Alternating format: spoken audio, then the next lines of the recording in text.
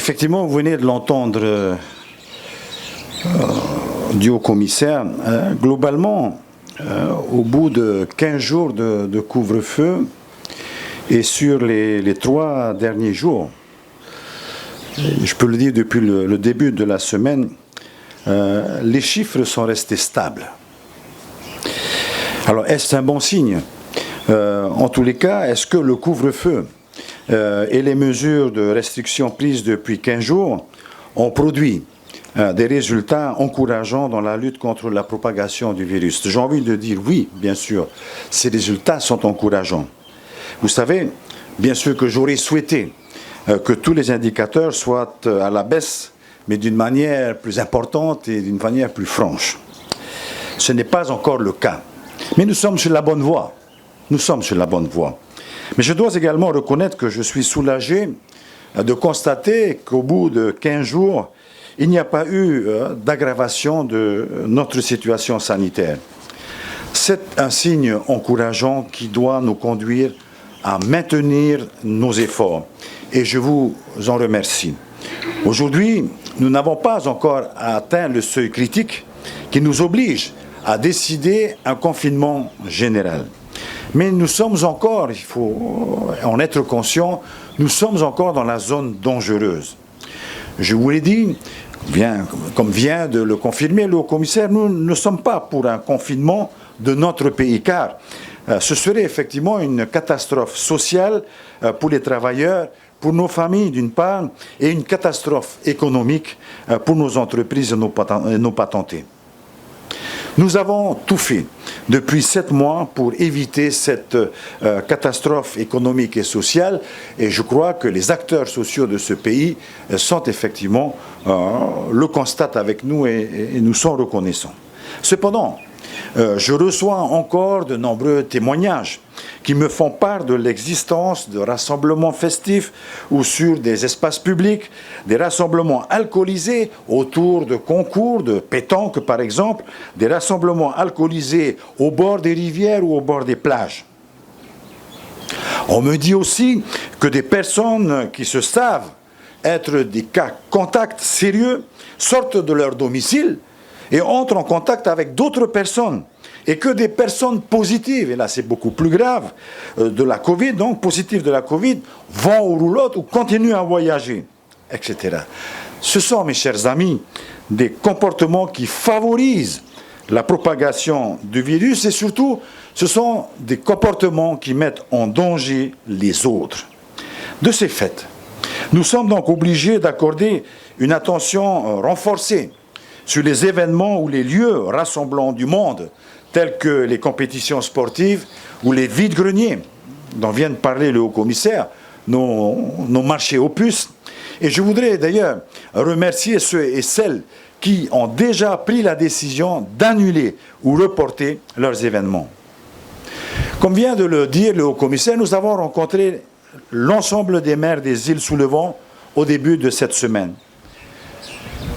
Je les ai trouvés réellement emplis d'inquiétude. Ils l'ont exprimé en raison de la circulation active du virus dans certaines communes des îles sous le vent.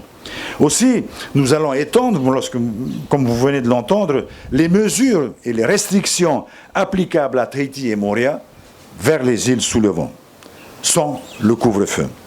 En outre, je voudrais vous dire aussi que nous continuons cette bataille avec les moyens du gouvernement, puisque le ministère de la Santé, le ministre de la Santé, a déployé de nouveaux moyens de tests à grande échelle. Ainsi, tous nos centres de soins de tous les archipels de la Polynésie française sont déjà dotés de tests antigéniques ou vont l'être dans les prochains jours compte tenu de la desserte aérienne.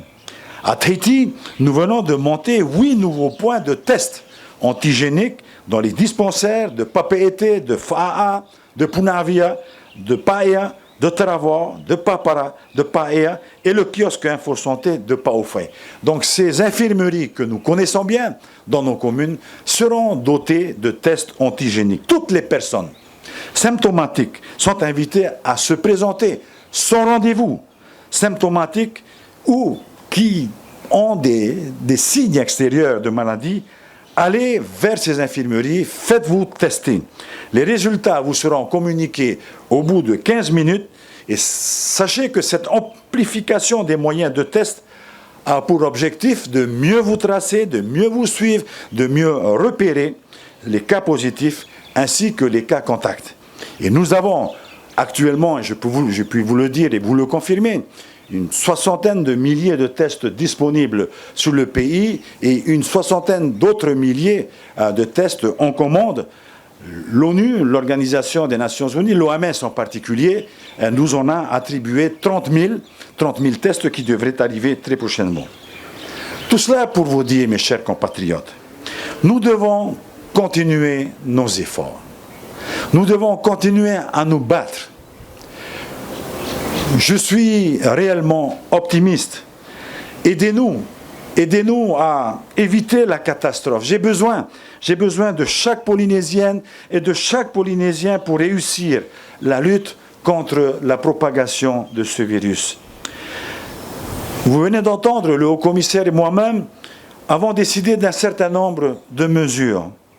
Ces mesures de restriction, mes chers amis, ne sont pas destinées à vous embêter, à vous casser les pieds, à gêner notre vie quotidienne. Elles ne sont destinées qu'à nous protéger, à protéger les autres.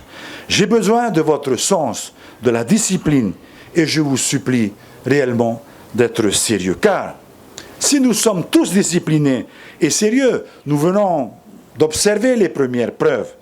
Nous participerons tous directement à nous protéger et à protéger surtout nos personnes vulnérables, nos matayapo, nos personnes qui ont une santé fragile. Vous protéger, nous protéger, c'est sauver des vies. Notre objectif donc reste de casser la propagation, de stopper la propagation du virus.